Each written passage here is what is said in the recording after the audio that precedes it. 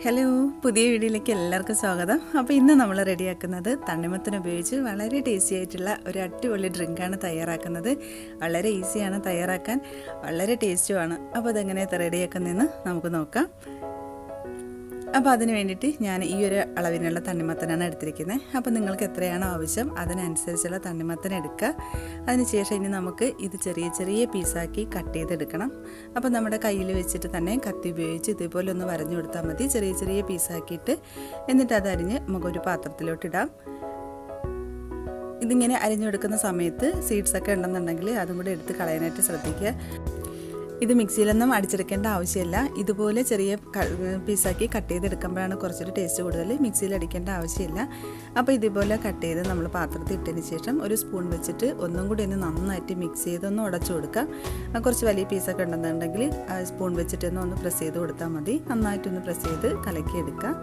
അതിനുശേഷം നമുക്കിതിലേക്ക് 1 കപ്പ് പാലൊഴിച്ചെടുക്കുന്നുണ്ട്. തണുത്ത പാലാണ്, ഫ്രഷ് മിൽക്കാണ് ഉപയോഗിക്കുന്നത്. അപ്പോൾ നിങ്ങൾ എത്രയാണോ എടുക്കുന്നത് അതിനനുസരിച്ച് ഇതിൽ പാലൊഴിച്ചു കൊടുക്കുക. ഇതിൽ ഞാനിപ്പോൾ 1 കപ്പാണ് എടുക്കുന്നത്. പാലും കൂടി ഒഴിച്ചു കൊടുത്തതിന് ശേഷം ഇത് നന്നായിട്ടൊന്ന് മിക്സ് ചെയ്ത് കൊടുക്കുക. അപ്പോൾ പാല് തിളപ്പിച്ച് വേണമെങ്കിൽ തിളപ്പിച്ചിട്ട് തണുപ്പിച്ച് വേണമെങ്കിൽ ഇതിലേക്ക് ഉപയോഗിക്കാം. എന്നിട്ട് നന്നായിട്ടൊന്ന് മിക്സ് ചെയ്ത് കൊടുത്താൽ മതി.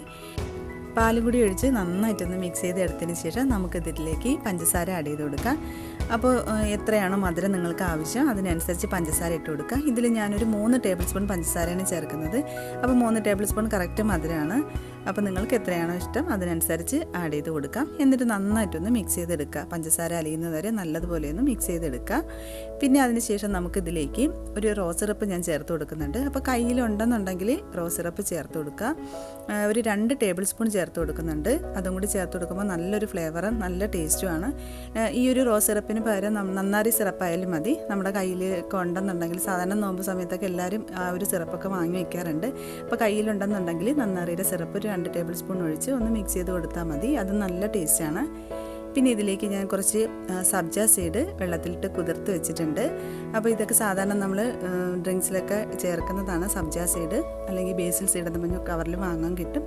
ഇത് വെള്ളത്തിലിട്ട് കുതിർത്തെടുത്ത് വെച്ചിട്ടുണ്ട്. ഇനി ഇത് സെർവ് ചെയ്യുന്ന സമയത്ത് ഇതും കൂടി ആഡ് ചെയ്ത് കൊടുക്കാം. ഇത് കയ്യിലുണ്ടെന്നുണ്ടെങ്കിൽ ഇതും കൂടി എടുക്കാം. അപ്പോൾ നമ്മൾ ഡ്രിങ്ക്സ് റെഡി ആയിട്ടുണ്ട്. ഇനി ഇത് സെർവ് ചെയ്തെടുത്താൽ മാത്രം മതി.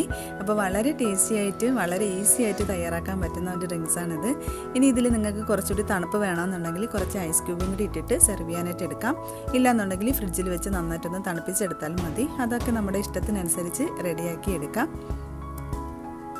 അപ്പോൾ ഇത് വളരെ ടേസ്റ്റാണ്. എല്ലാവരും ഒന്ന് ട്രൈ ചെയ്ത് നോക്കുക. ഇതിപ്പോൾ ഇങ്ങനെ ഡ്രിങ്ക്സ് നമ്മൾ ഒഴിച്ചു കൊടുത്തതിന് ശേഷം അതിൻ്റെ മുകളിൽ നമുക്ക് സബ്ജ സീഡ് ഇട്ട് കൊടുക്കാം. അത് നിർബന്ധമില്ല, നിങ്ങളുടെ കയ്യിലുണ്ടെന്നുണ്ടെങ്കിൽ മാത്രം ഇട്ട് കൊടുത്താൽ മതി.